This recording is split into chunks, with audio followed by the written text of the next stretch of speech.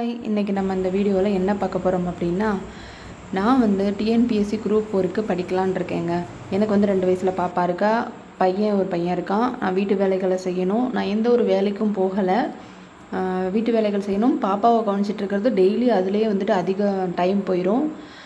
அப்படி இருக்கும்போது நம்ம வந்து குரூப் 4க்கு வந்து படிக்கணும் அப்படின்ற ஒரு எண்ணம் வந்திருக்கு. நான் அப்படி நிறையா முயற்சி பண்ணி, அதாவது இந்த ஒரு 1 மந்த்தில் முயற்சி பண்ணிவிட்டு அதிகமாக படிக்கணும்னு நினச்சிட்டு எனக்கு கண்டினியூஸாக படிக்க முடியல.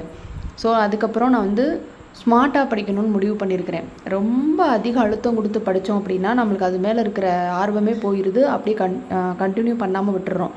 ஸோ நம்ம வந்து சிம்பிளாக படித்தாலும் முக்கியமானதை மட்டும் படிக்கலாம் அப்படின்னு முடிவு பண்ணியிருக்கிறேன். இப்போ என்ன மாதிரியே நீங்களும் நிறைய பேர் நினைப்பீங்க, படிக்கணும்னு நினைப்பீங்க, டைம் பத்தாது, போர் அடிக்கும், தூக்கம் வரும், சுத்தமாக குழந்தைங்கள கவனிச்சிட்டு இருக்கிறப்ப எதுக்கு இது நமக்கு தேவையில்லாத வேலைன்னு அதை விட்டுட்டும் போயிடுவீங்க. ஸோ இந்த மாதிரியெல்லாம் ஏற்படும்போது சுத்தமாக படிக்காமல் இருக்கிறதுக்கு பதிலாக நம்ம வந்து கொஞ்சம் கொஞ்சமாவது முக்கியமான விஷயங்களையாவது நம்ம படிப்போம்.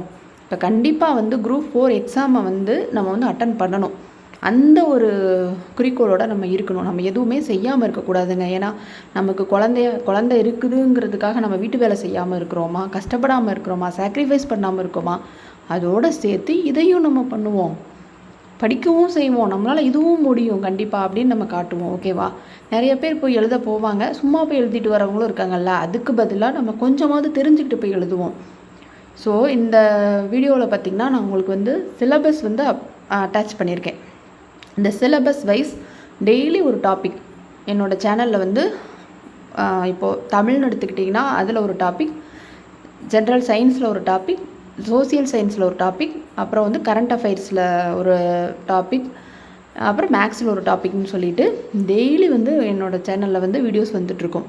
நீங்கள் தயவு செஞ்சு ஃபஸ்ட் டே 1லேருந்து நீங்கள் வந்து அதை வந்து நான் வந்து கொஸ்டின்ஸ் மாதிரி கொடுக்க மாட்டேன், நோட்ஸ் மாதிரி தான். நான் என்ன நோட்ஸ் எடுக்கிறேனோ அதை தான் உங்களுக்கு நான் கொடுக்க போகிறேன். ஸோ நீங்களும் ஒரு நோட் ஒன்று போட்டுக்கோங்க, நோட்ஸாக எழுதுங்க. ஈஸியாக வந்து மனசில் பதிகிற மாதிரி நான் எனக்கு எப்படி ஈஸியாக படிக்கணும்னு நினச்சிருக்கிறனோ அதை வந்து உங்களுக்கு நான் சொல்லித்தரப்போகிறேன்.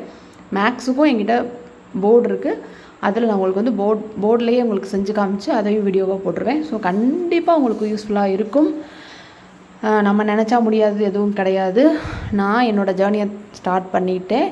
நீங்களும் என் கூட கண்டிப்பாக வந்து ஜாயின் பண்ணிக்கோங்க. நம்ம படிக்கலாம் வாங்க.